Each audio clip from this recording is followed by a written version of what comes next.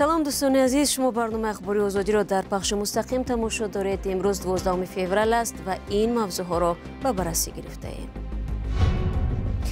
با گذشت چند روز از ناپدید شدن صفیه‌خان 9 ساله، جستجوی او در شهر خوجند و فراتر از آن تاکنون نتیجه نداده است.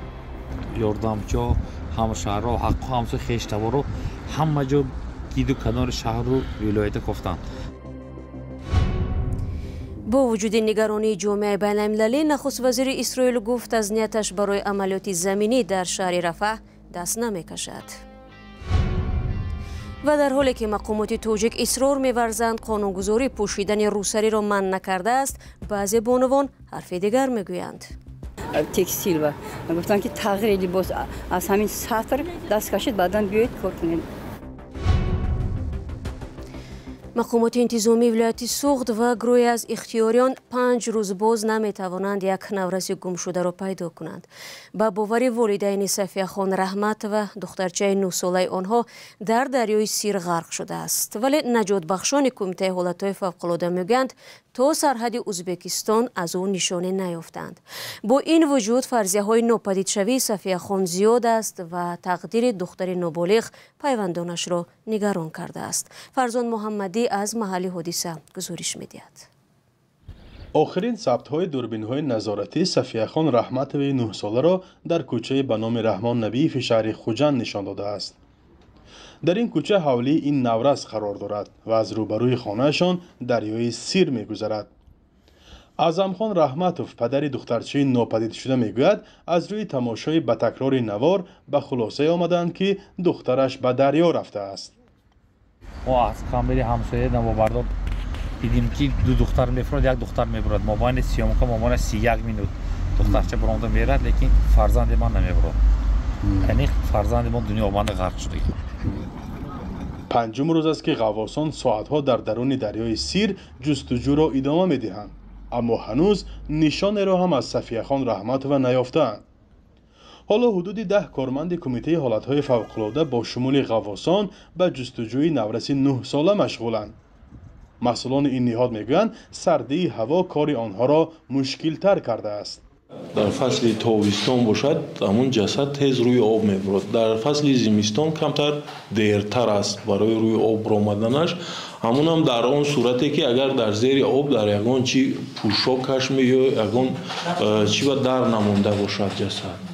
ولی با این وجود مسئولان این نهاد میگویند تا آخرین لحظه جستجو را ادامه میدهند و کارمندان با تجربه را به این کار راهنمون ساختند. غواصای داریم که زیاده از 20 سال سابقه کاری دارند در حدود همین دریای سیر و آب انباری بحر تاجیک.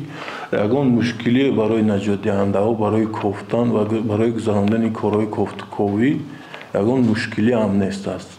یگان و هم نیست،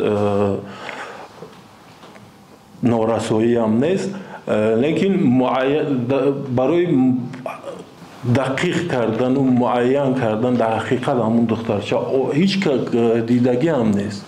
همون کامرای دیده از روی همون کامرای نظارتی در چند منطقه دیگه و دخترچه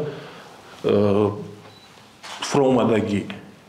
در همین حال پیوندان نورس میگویند که به همه مقامات‌های ضد دخل مراجعت کردند. اختیاریان از تمام کشور به یاریشان آمدند.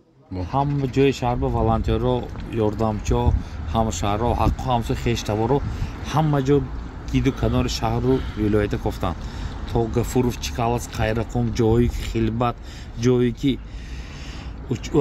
اوچات‌های ملیسه همه در آمده تا تفتیشات به ملیسه ها یاردام کردند. امچه والانتیرو همه یاردام کرد. افسوس نتیجه نیست.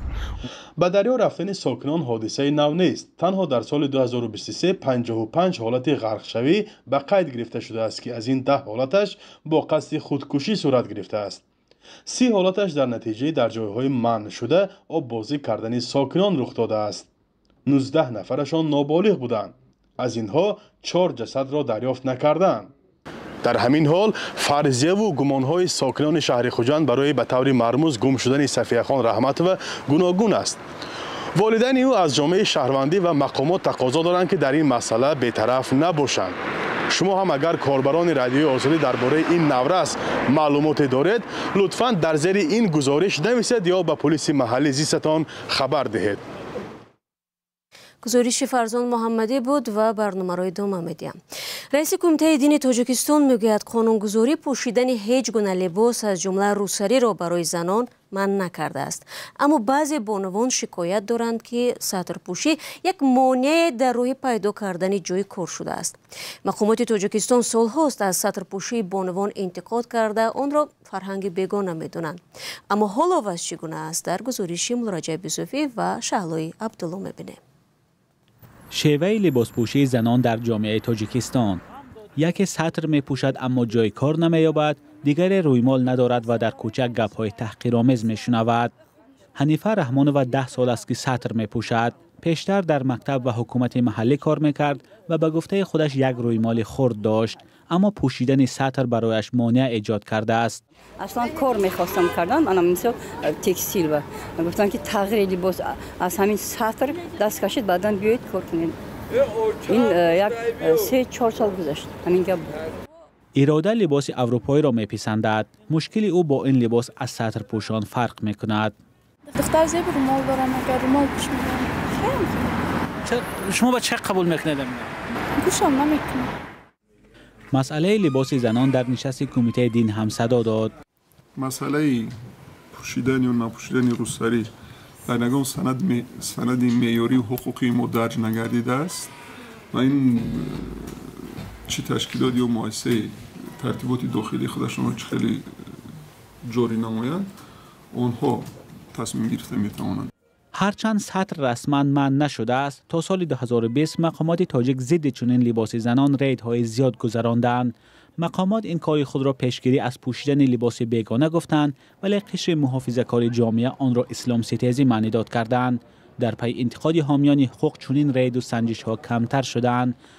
یک مسئول کمیته کار با زنان در صحبت بدون ثبت گفت تلاش های آنها برای دستکشی زنان از سطر پوشی ناکام شد.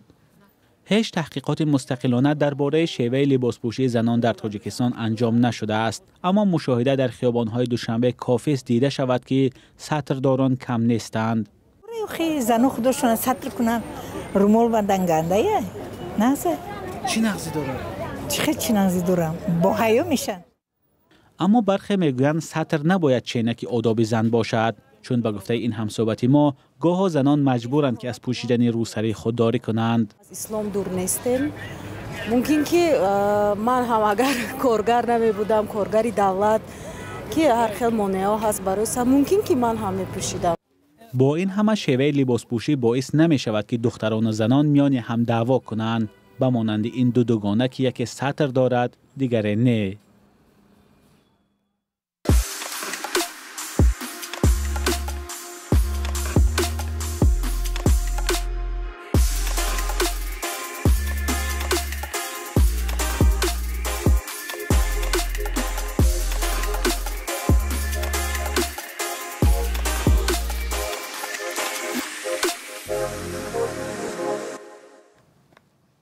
شما برنامه اخباری رادیو آزادی را تماشا دارید. با وجود اوج گرفتن تنقیدها، بنیامین نتانیاهو نخست وزیر اسرائیل گفت که از نیتش برای عملیات زمینی در شهر رفح دست نمیکشد. این شهر مرزی فلسطینیان حالا میزبان بیش از 1 میلیون پناهجوی فلسطینی است که به گفته خودشان جای برای رفتن ندارند. گزارش را همکارم طاهر سفر تقدیم میکند. چند روز بعد از آن که رئیس جمهور آمریکا جو بایدن عملیات اسرائیل در غزه را عملکردی بیش از حد نامید، نخست وزیر اسرائیل در تلویزیون ABC دیگر باره از حمله حماس یادآور شد که 1200 نفر را کشت و 240 کس را گروگان گرفت. به ما حمله کردند به هیچ سبب. حمله وحشانه 7 اکتبر بدترین حمله به مردم یهودی پس از هولوکاست بود. ما از پی محو تروریستان شدیم و کوشیدیم تلفات غیر نظامیان کم باشد. تروریستانی که بین مردم رفته از آنها به حیث سپر انسانی استفاده می کنند. تلفات غیر نظامیان به گفته وزارت تندرستی حماس از 28,000 نفر هم گذشت. نتانیاهو این آمار را رد کرد و افزود که آنها نقشه آسیب نرساندن به مردم غیر نظامی را عملی می کنند و ارتش اسرائیل از قصد عملیات زمینی در شهر رفح دست نکشیده است. در این شهر در مرز مصر بیشتر از 1,400,000 فلسطینی و اکثرا بیجا شدگان زندگی می کنند. بریتانیا، مصر و عربستان سعودی اظهار نگرانی کردند.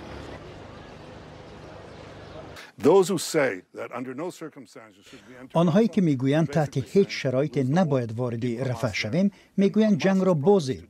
حماس را آنجا نگه دارید. در رفح عائله‌های زیادی در خیمه زندگی میکنند، جای برای رفتن هم ندارند. اگر گویند کوچ بندید من نمیروم. در یک طرف من مرز مصر است، طرف دیگر رفح. من جنبیدن نمیتوانم.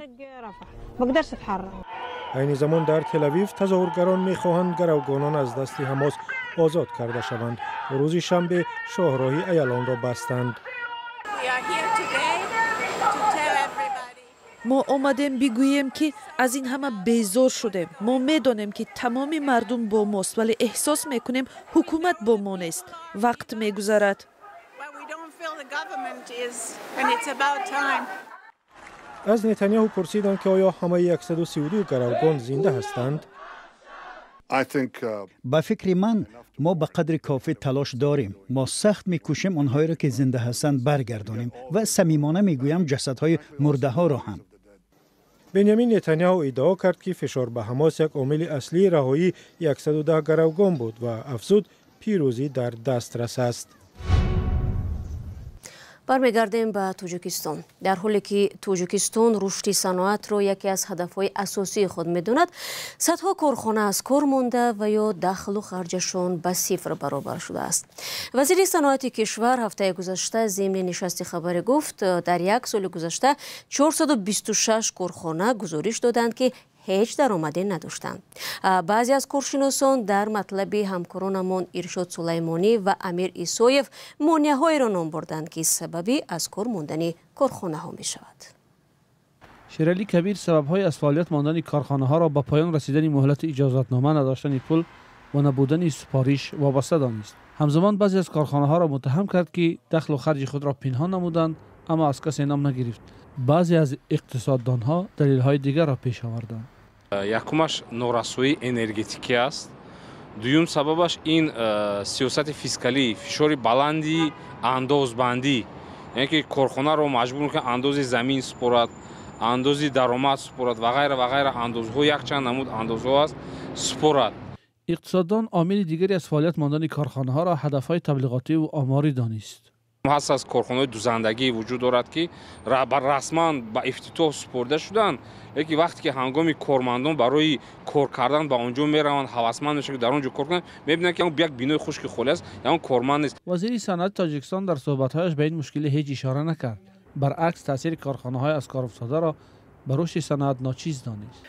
بسیار کارخانه‌های کلیدی هستند که تاثیر خیلی کلان دارند در نشاندادهای ماکرواقتصادی صنعت جمهوری.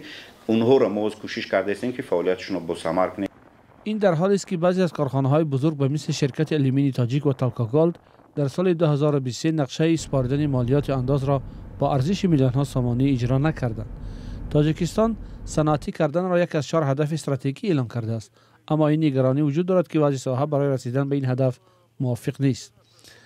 رسانه‌های دولتی و منصبداران تاجیکستان پیوسته از تشکیل کارخانه‌ها و هزارها جای کاری نو خبر می‌دهند. بیشتر کارخانه‌ها را هنگام سفر پرزیدنت به شهر و ناحیه‌ها باز می‌کنند.